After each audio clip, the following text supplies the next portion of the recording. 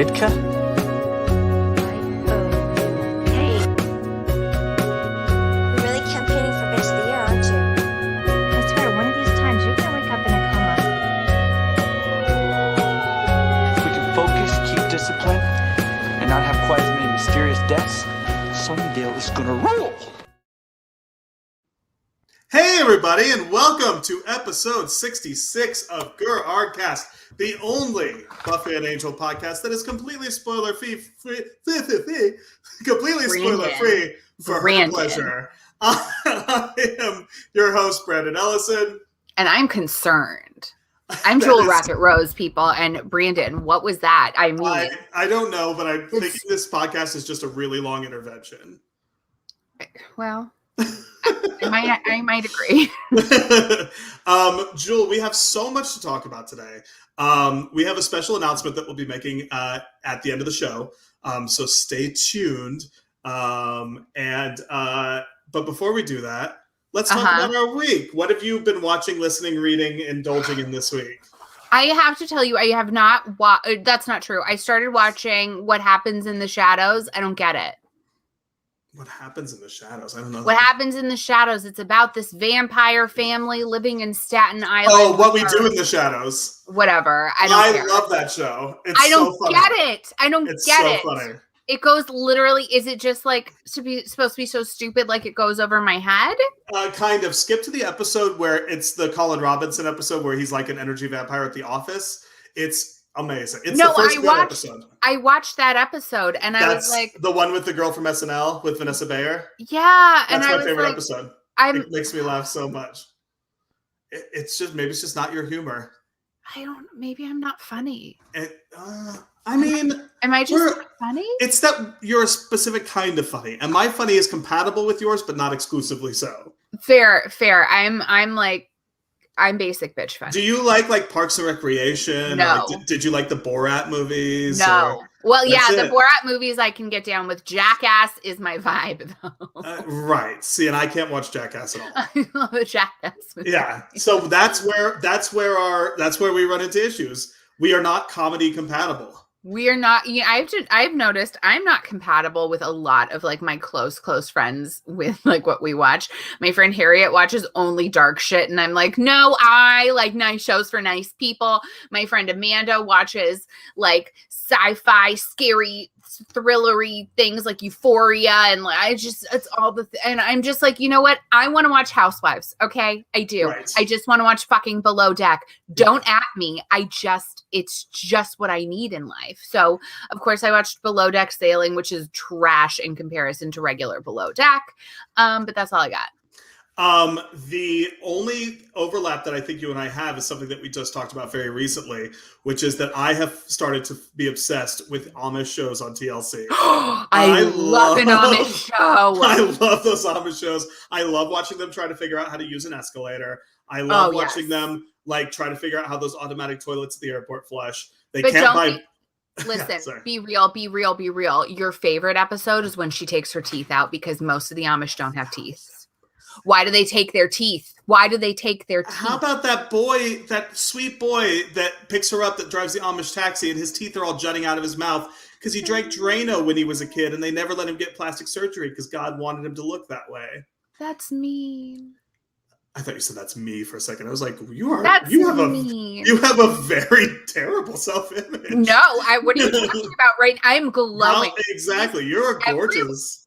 I'm so pretty today. I don't know what happened, you guys. I have been blessed. I have been kissed by the pretty stick today. I don't know. It's the lighting. It's all just working. I mean, am I just not glowing? Because it's not pretty and warm here today. You're stunning. I'm just saying. Are you so excited? Naomi says, wait, the Amish use Drano? That's a very good question because that was my question too. I think that God might have wanted their sink to be clogged. So maybe Drano's okay because it's not like technology. I have to tell you, I'm a little angry at the Amish though, just inside because, can I just tell you why?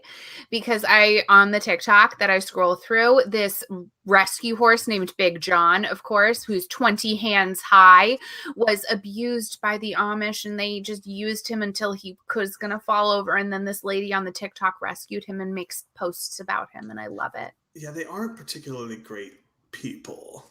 Yeah, They're we think they're humble because we love like wicker furniture and like the idea of not having a cell phone. But or like dolls without faces. Whoopie Pies. No, I don't need to be Amish. I'm good. They're terrible. My favorite Amish movie though is For Richer For Poorer. Please agree in the comments. Masterpiece. Oh, Kirstie so Alley, good. Tim Allen, 1998. Five. Somewhere between 5 and 8.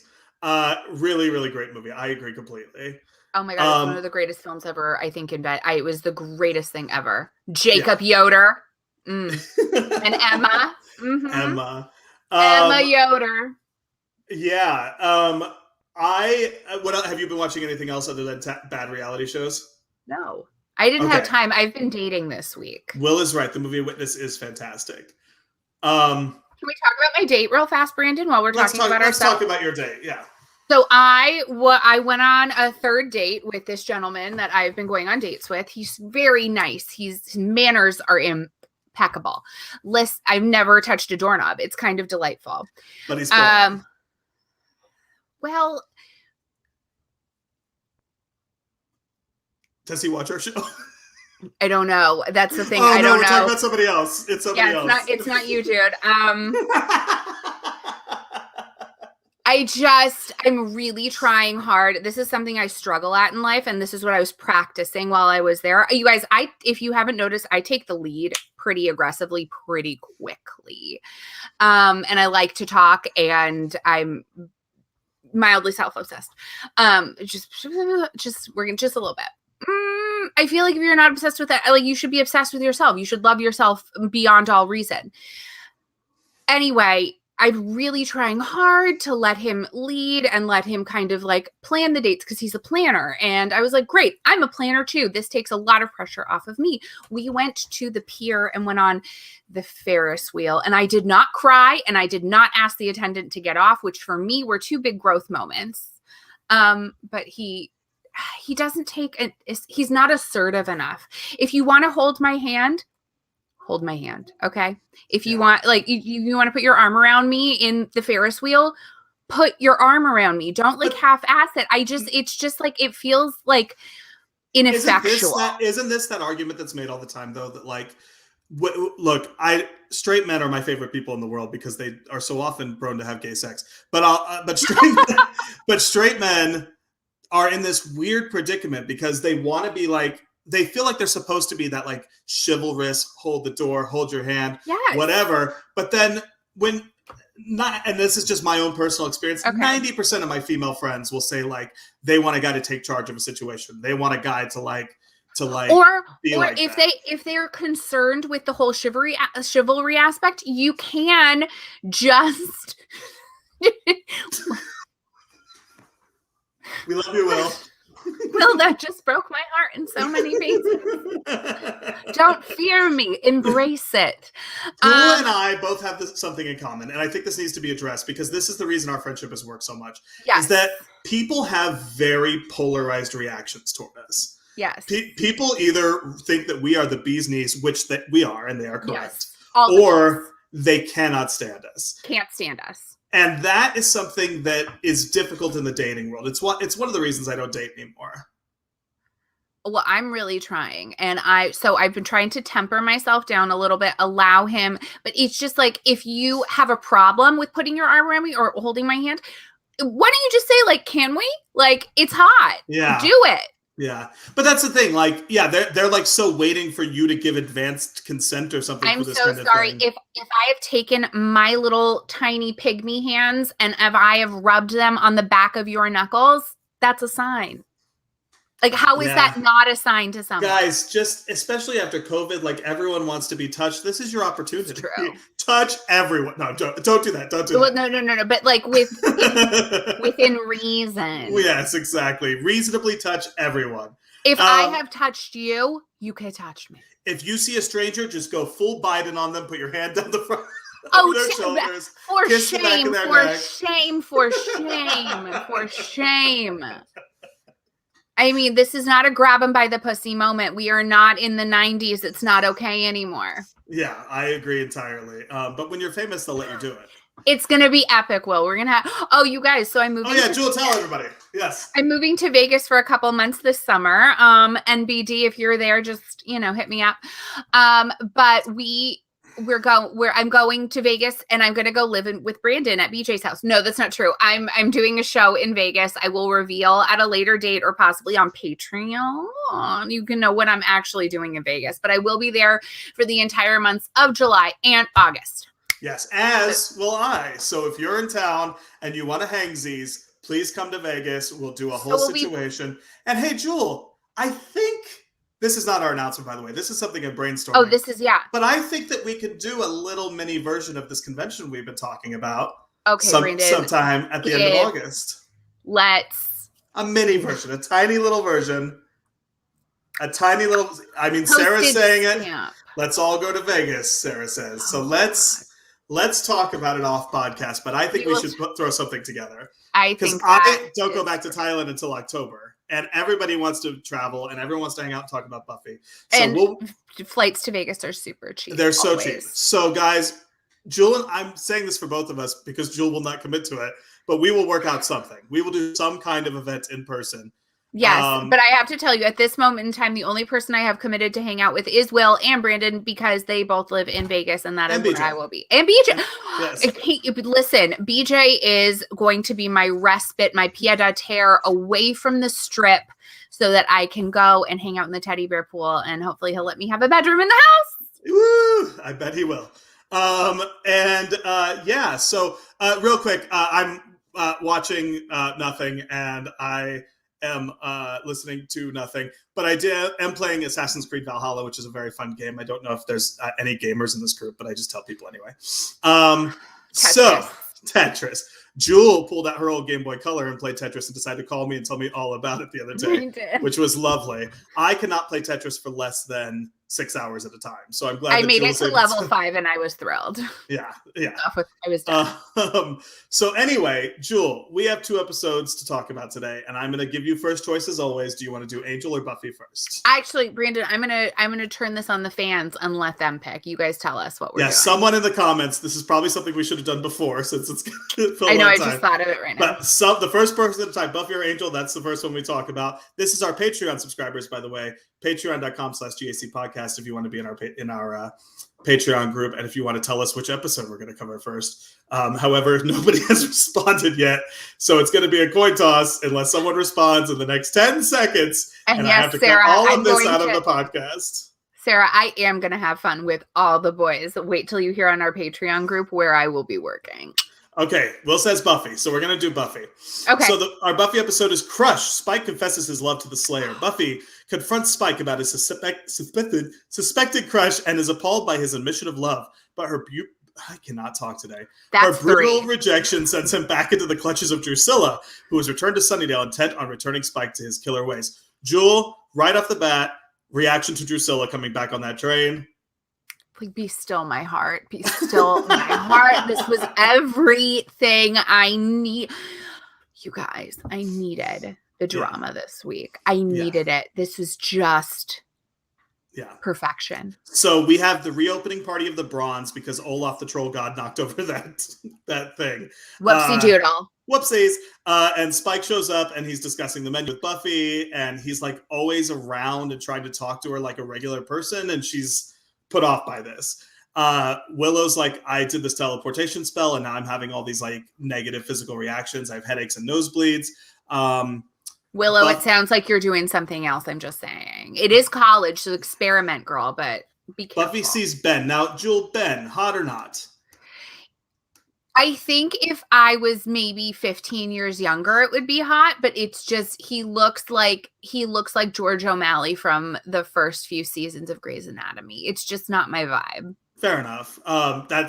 But he is a doctor, TJ. So I would TR night. But he is a doctor, so I would give him a shot. He's also a raging homosexual, as Isaiah Washington so subtly pointed out. Jewel, the fans want to know, did you know it was Drew before they showed Edith? Did you know it was Drusilla on the train? 100. I saw that doll and I was like, wait, I paused it. I said, Ooh, I know who you are, Miss Edith. Yeah. So this train pulls into town, and nobody's getting off the train. So the porter gets on, and then he gets like dragged into the train. So murder has happened. Buffy goes home, and Giles is like, "You need to treat Dawn like a normal person." Which, thanks, Giles. Like, way to step it up, because don't act weird around her, because that's what makes her cut herself and get all crazy. That's congratulations on being a good parent of teenagers. And then she turns right to Dawn. Bitch, you took my sweater. Exactly. And it wasn't her. It wasn't her. It was Spike. Harmony is like trying to flirt with Spike, and she pretends to be Buffy. They do the role play thing. Harmony as Buffy. I need it to happen. I need another body switching episode where Harmony is Buffy and Buffy is Harmony, please and thank you.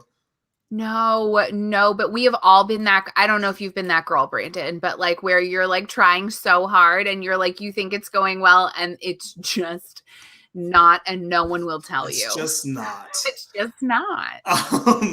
Buffy, Buffy is, where was I? Okay. Buffy is reading about these murders on the train, and she's like, oh, it's a vampire. It's clearly not Glory, because Glory would make their brains all squishy. Buffy's looking for Dawn. She finds him with Spike listening to his stories, which like Dawn, the relationship between Dawn and Spike and Joyce and Spike is my favorite thing in season 5. I love Spike's relationship with everyone else. And I like that it would be easy to portray that as just him trying to get closer to her, but I think he genuinely likes those people. I have to tell you, like a person. I did not understand these girls who had this huge crush on Spike. Didn't get it. 100% was like, you people all have issues. What is this, like a vampire moment? He's so much better than all the other sparkly vampires out there. Yes, I love Spike. Dawn is telling. Dawn tells Buffy that she has a crush on Spike, but then she's like, "But it's never going to go anywhere because he has a huge crush on you. He's obviously he's in love with you. It's not that she has a crush on. He has a crush because that is not who he is. Remember, he is William. He is the writer who wrote like horrible poetry for his betrothed or intended, and he's still that guy. Yeah, you don't change your stripes, buddy. Buffy and Xander are investigating the train, and Buffy is talking about like Spike loving her, and Xander thinks it's hilarious, which is exactly the reaction to have. But Xander's offended that Dawn is no longer crushing on him. I mean, I understand that. Me too. It's weird when people that were obsessed with me are no longer obsessed with me, because when they're obsessed with me, I push them away, and then when they're not, I'm like, "Where did you go?" 100%.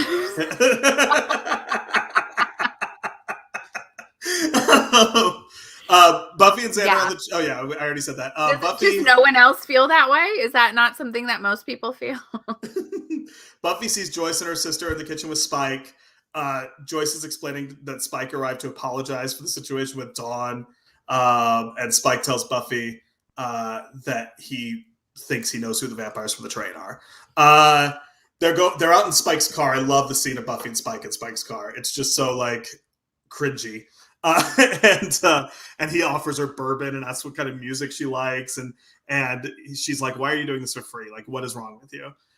They go into the lair, but the vampires run off because they see Buffy, and she realizes that it's a vampire nest, and there's no way that they were in the train massacre because they wouldn't be on the train. You know, they're already right there. Because they've already nested and like made a but home. There is a bit there where Spike is like, "Oh, what are they? A couple of poofters?" Which is, of course, British slang for gay. Yeah, which made me laugh. I was like, shut up, that's funny. I mean, it's a little bit funny. But also, you can tell in moments, I was like, oh, he's not actually British. No. And he's really pushing for this, like, theory that it's a gay vampire den, or as I call it, Puerto Vallarta.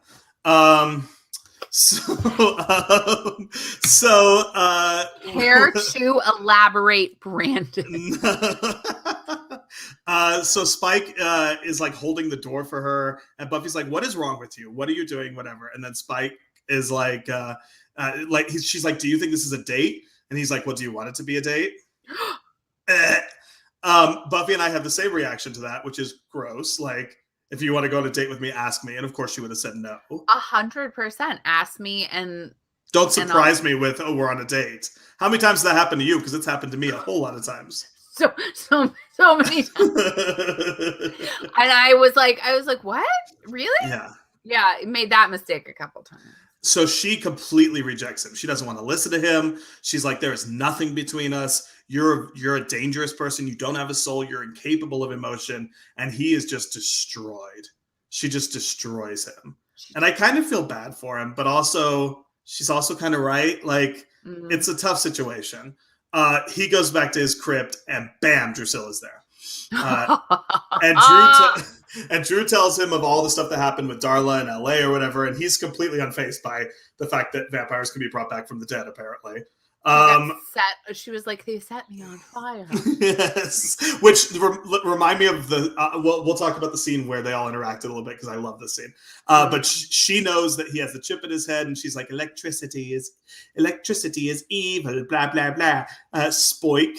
And then Harmony shows up and yells at Drew for hurting Spike. And Spike is like, fuck off. And says like, Harmony. I love Harmony. So bad for I do. I feel badly for her. She was trying to protect her man.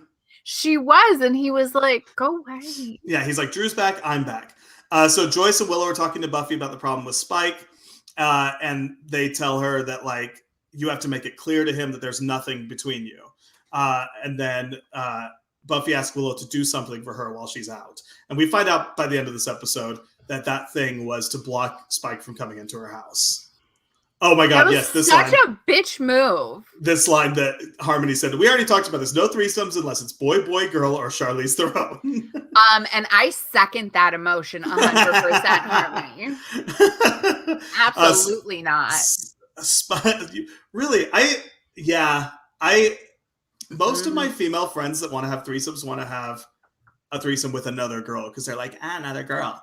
But I'm like, I feel like it would be more fun to be the center of attention. No, excuse me. If it's not all about me, I don't want any part of it. Exactly. Thank you. If there's another person that could possibly take attention away.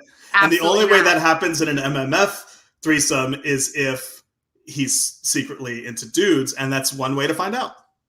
It is a way to bring another dude to the bedroom, and then there you go. It's either all about me or it's about no one. That's how the game goes. Yeah, you're a very selfish lover. Listen, that's not what I'm saying. It's still about me, and it's about what I do. It's right. not about I can't deal with the competition. I'm way too insecure for that. So I would be comparing myself to every moment on her. It wouldn't go well for anybody. By the end of it, everyone would feel badly about themselves and want to go home. So Spike and Drew are dancing at the Bronze. Drew sees this couple on the catwalk, and they're like, let's go up and bite her. She goes up, snaps the girl's neck, offers the girl to Spike, and Spike digs in. He vamps up and he bites her. Buffy goes to Spike's crypt to talk to him. Nobody's there, but she sees the like extension into the underground with the weird shrine with the mannequin and all the stuff, all the drawings and whatever, like the obsessed shit. She goes up there, and Spike and Drew are there, and Drew shocks her with a cattle prod, which apparently is enough to take her down. Doesn't seem likely, but okay. She stuck her a few times. It wasn't just like a one and done. It was twice. And then Drew turns to Spike, and then Spike grabs the cattle prod from her and knocks her out. And then this is when the episode goes from great to legendary. I mean, but she wakes up. She's all chained up under Spike's crypt. Drew is also chained up. Spike is like, I love you, and to prove it to you, I'm going to kill Drusilla. And Buffy's like, okay. Don't care. He was like, do you understand what this means? She did all of this. I spent all this time. Exactly. And he says that if you don't return my love, then I'll untie Drusilla and let her kill you. And he's like, I just want a small sign that you can love me. And then Buffy rejects him again, and he goes into this huge rage about how women are difficult monsters, which is partially true. Harmony shows up and shoots him with a crossbow. Which, good for Harmony. Harmony is MVP. She is the best in this episode. Harmony and Spike are fighting. Drew breaks free and goes after Buffy. Spike saves Buffy. And Drusilla's like, everything that I loved about you is gone. And I loved it. And she's like, I knew this. I knew that you loved her before you did. She said that to Spike, which I thought was great.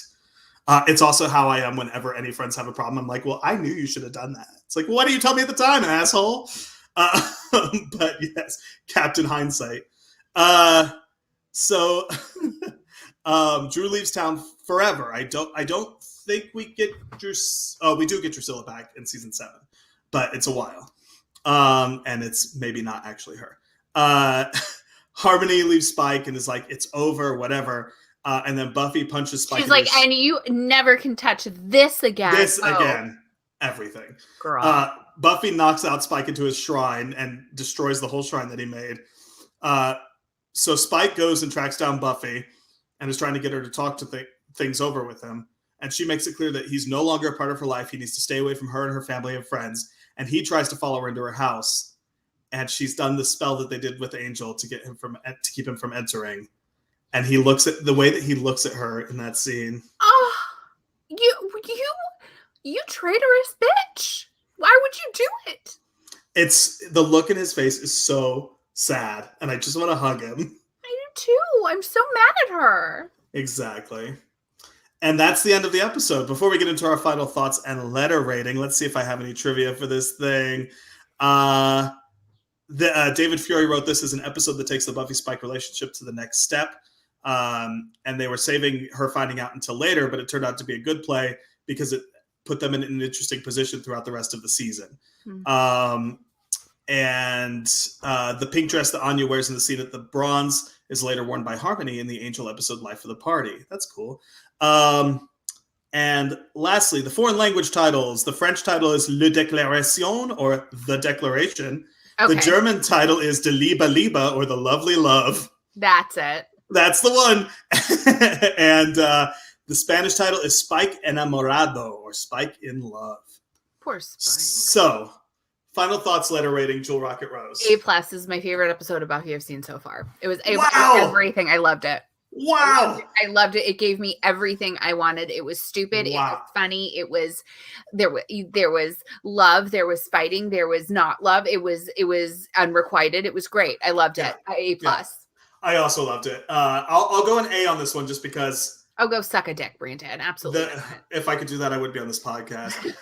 The next two episodes are two of my favorite episodes of the whole show. So I'm reserving my A+ for those. So.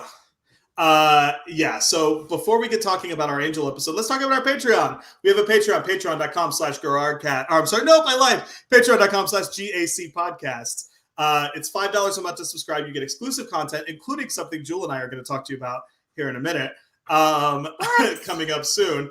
And you'll be part of our private Facebook group. You can comment on the live videos and we read your comments on air. And apparently you can help us choose which episode we cover first if that's something you're interested in. That's a new one to me, but let's go with it. Patreon.com/GAC podcast. We'd love to have you on board. Hey, Jewel, I think we should make our announcement now before we talk about the Angel episode. I don't even know what the announcement is, Brandon. So this is going to be. I think you do. So next Sunday, June 6th. Oh, yes, I remember now. Thank you. Friend of the show, Nicholas Brendan, is taking a small group to some filming locations in Los Angeles to see where they film the graveyard scenes and the high school scenes. And Jewel and I will be there as well. So Jewel and I will be doing some special content from those locations in LA. From the hallowed halls of Sunnydale High. This is the first time Jewel and I have been together in person in 3 years. It's been a while. It seems like we see each other all the time because we're always on this. But Jewel and I haven't been together in person for a very long time. Oh my God, Brandon, you're going to die when you see how skinny I am. You're going to die when you see how opposite I am. And this is something I'm really excited for. So we're going to be out with Nikki, helping him with his event. And we're going to go tour Torrance High School where they filmed the show and the graveyard where they filmed the graveyard scenes. And we have some other special guests we'll be doing some exclusive content with as well. If you want to see that content, you got to sign up at patreon.com/GAC podcast. It's $5 for the month. So please come on board. We also have a discount code if you want to join Nikki's group. We have a 10% off discount code if you use GrrArghCast as your discount at nikkibrendan.com. And some other people that we've had on the show will also be meeting up with next weekend, including one person that we haven't had on the show that I'm very excited to meet. So please join us. Exclusive content. You're going to love it. Also, if you're in LA or near LA or want to go to LA, come and join us on the tour. Like, buy a ticket, come join us on the tour because we would love to see you guys. We absolutely love you guys.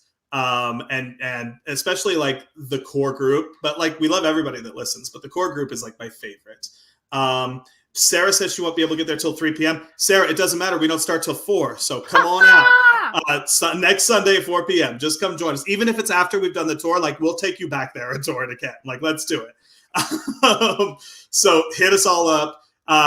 NikkiBrendan.com to get tickets for that. And we're so jazzed to go out with it. We haven't seen Nikki in a while either. So this is like something really exciting to do. And I have never been to the filming locations of Buffy ever. So I'm really excited. Okay, I guess here's where we lead into our Angel episode. Angel episode this week, this is the room where it happens, is The Thin Dead Line. Angel and Kate investigate a squad of zombie policemen who are assaulting homeless street kids and anyone in their path.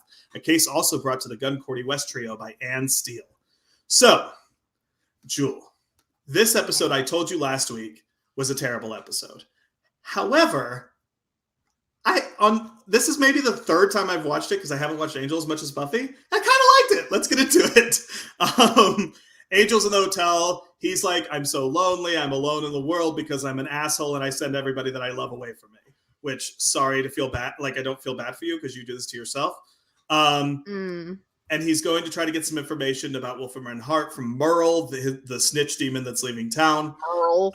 And Merle's like, well, you fired your friends, so maybe you should go check on them. A friend of Virginia, this is the girl that Wesley works for, brings her daughter to Angel Investigations, asking him to remove this eye that grew out of the back of her head after she was attacked by an assailant. So their storyline is to get rid of this eye. We're at the teen shelter that Anne runs, and 2 teens show up after curfew, and they're like, we have to get off the streets. Like, shit's crazy out there, man. And they all talk like, whoever wrote Dangerous Minds, however they wrote Black Teenagers is exactly how every teenager in this, yeah. I love that movie with Michelle Pfeiffer, just by the way. I do too, and I love Emilio. Paradise. Paradise is a perfect song. So anyway, Kenny's like, these cops are attacking us, like they're attacking everybody in the street, whatever. Anne goes to Gunn and she's like, hey, dude, like, shit's crazy with cops in the streets these days. Good thing this show was so topical at the time, because it still is. I mean, the video camera, can we? Right. Angel has been trailing Gunn, and he gets attacked by a policeman while standing outside. He fights back, but every time he knocks the officer down, the officer stands up and keeps reading his Miranda rights. So Angel kicks his head off, which is my favorite thing that's ever happened in any TV show ever. And then keeps talking, and it turns out crazy. Yeah, and it turns out that the cop's been dead for 6 months. Because he goes to visit Kate at the precinct. It was like, yo, who is this? Exactly. So it turns out someone's putting dead cops back on the streets as zombies. Angel and Kate go to the precinct that the cop worked for, but he's like, there is no crime here. We're doing a bang-up job. Everything is cool. Cordy goes eating an apple so nonchalantly, like you don't know what this was like before the captain got involved. Exactly. Okay. So Cordy rants about Gunn's decision to call in members of his old crew to deal with the police by filming the police assaulting them, but she and Wesley go and back him up. Wesley comes upon Gunn and his friends filming their exchange with the cop, and Wesley tries to save Gunn, but the cop shoots Wesley. Wesley! Yes. There's a big struggle. George shoots the cop. The 3 men move Wesley to safety as the cop sits up because bullets do not affect him. Gunn and his friends get Wesley into the ambulance, but when they're driving away, a bunch of cops like put a barricade in the street, and then they shoot the driver of the ambulance. So they eventually, they grab Wesley, they run into the shelter, and with the EMT, who tells them that they need to get Wesley to the hospital real fast. When they get inside, the cop that shot Wesley calls into the precinct and says all the people are inside this shelter. And he says, wait for backup, and we'll take care of the whole section and clean the house. At the shelter, Cordy sees a teen girl wearing one of her blouses. Whatever happened with that? I wrote this down, but I don't remember. She's like, that girl's wearing my shirt. She was like, she's wearing my shirt. They told me it was one of a kind. Oh, okay, that's what it was. Yes. Yeah. I also I remember now. It's because Angel donated all her clothes to the shelter in the last episode. I just remembered that. Do you remember Angel brings that big box of clothes? And I'm like, that's fucked up. Angel's such a dick. He's such a dick. So Cordy Cordy demands that they take Wesley to the hospital. They're getting ready to take him. Cordy opens the door, and the police cars are creeping up like cheetahs or something. Like, they don't even look like cars. They're just like nefariously moving into place. But are we not even going to comment about the scary, scary drug dealer who was like, I'm going to look for some young girls? Oh yeah, super creep. And also the guy that's like, there's a white guy dying and I don't care. Yeah, it was a lot. Yeah, it was a lot. He was just like such a bad prepackaged character. Which reminds me, remind me to talk about a movie that I saw the other day. I saw a movie in the theater. Okay. Where was I? Okay, so the zombie cops like force their way in to the shelter. They hurt a bunch of teenagers in the process. Angel goes back to the precinct where the zombie cops are from. He's like, yeah, I've been putting these good cops back in the street and they're getting rid of the violence in these neighborhoods. And Angel like fights him and is like, how are you bringing them back? The chief runs into this other room and there's an altar. And in the altar is this idol that is like a zombie god. And Angel breaks it and all the zombies turn into their former dead decaying states, which means that now this teen homeless shelter has a bunch of dead cops in it. So I'm curious how that is going to go. Angel goes to visit Kate at her precinct. Kate and Angel are talking about like the ramifications for victory in that neighborhood. And Kate is like, I can't do this job anymore. It's making me fucking insane. And he's like, yeah, I know the feeling. He hands her a folder. Oh, I'm sorry. She's handed a folder by someone else and it's about Wesley. Angel goes to visit Wesley in the hospital and Cordy's like, can you please fuck off? Like you're not being helpful. Get out of here. And it's like the first time. You can't decide when we're friends and when we're not friends. Like that's exactly. Not cool, buddy. And it's the first time that I've liked Cordelia in a very long time. Me too, especially because her hair has been doing some crazy shit. Yeah. And she's like, Wesley doesn't need you. We don't need you. You walked out. Stay the fuck off. Mm-hmm. And then that's it. He sees them all together having coffee and bonding with Gunn, who's the best one out of all of them. And then he goes because it's time to go. Bye, Angel. Good call. Next time. The German title of this episode is Die Nacht der Zombies, or The Night of the Zombies. Stupid. The French title is L'Ordre des Morts Vivants, or Order of the Living Dead. And that's pretty much what I got. Jewel, final thoughts and letter rating on The Thin Dead Line. Listen, Brandon, did I not call you yesterday and say to you, I started it and I can't do it. I hate it so much. I don't want to watch it. I don't want to watch it. This could be my favorite episode of it.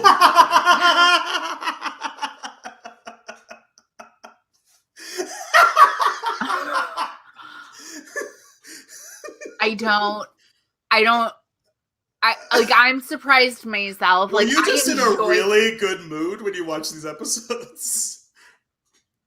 It's the dating. I don't know. Listen, I don't know why I liked both of them so much. I thought this episode of Angel was just so good. Again, there was like stuff that happened, stuff that was resolved. Also, you know what it is, Brandon? I just don't think I like Angel.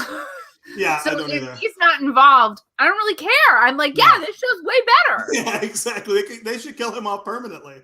Yeah. I mean, they are now Angel anyway, right? Yeah. That's their company. So I don't know. Listen, the cop stuff on this was really well done. It's very topical still. It's topical. It's relevant to today. It's relevant. The acting is good except for the poorly written black teenagers.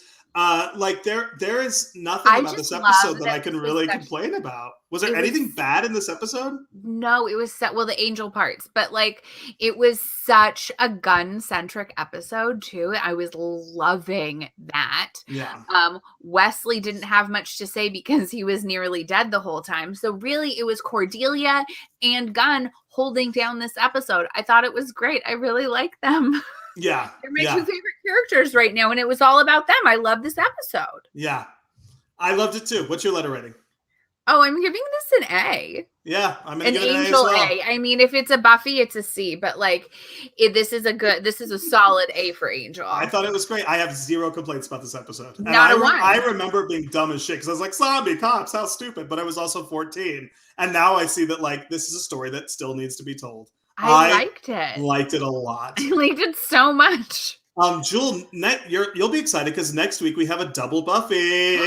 Oh, I can't. Well, the episodes are I Was Made to Love You, which is a great robot episode, and then The Body. And The Body I've been talking about for a very, very long time. I know. I'm trying not to get my hopes up, Brandon, because listen, we've had some very differing likes and dislikes. Well, like I can see why you didn't like Superstar. Like I can see why you didn't like it's my style. I loved it, but I can see why you don't like it. I don't know anyone that doesn't like The Body. I don't know anyone that doesn't say The Body is one of the best Buffy episodes. Like they say Hush is one of the best. Hush was a great episode. So there you go. We'll be back next week, broadcasting from LA together for the first time. Oh my God, how exciting. And I know, I need to go buy a mixer. Great. Oh yeah, and we'll have some bonus content from Nikki and some of our other very special guests that I'm very excited for. And we'll see you guys next week. This is going to be interesting. This is going to be a crazy weekend, and I'm very excited to share it with you guys and to share it with Jewel, my favorite person in the world. Stop, I'm blushing. And we'll see you guys next week. Goodbye, everybody. GrrArgh. GrrArgh.